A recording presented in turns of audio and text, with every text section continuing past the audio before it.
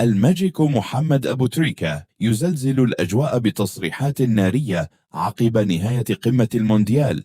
النجم المصري وجه انتقادا لاذعا لأداء منتخب المغرب أمام فرنسا، مؤكدا أن أسود الأطلس افتقدوا للجرأة والشجاعة على مدار 90 دقيقة كاملة دون صناعة فرصة واحدة محققة على مرمى الديوك. وفي المقابل أشاد الماجيكو بالعميد حسام حسن بألفاظ من ذهب، مؤكدا أن مدرب الفراعنة يستحق إقامة تمثال له بعد الأداء الأسطوري لمنتخب مصر الذي بهدل بطل العالم منتخب الأرجنتين، ولقن ليونيل ميسي درسا تحكيميا وكرويا قاسيا لدرجة جعلت ميسي يغادر الملعب باكيا ومصدوما من قوة الفراعنة.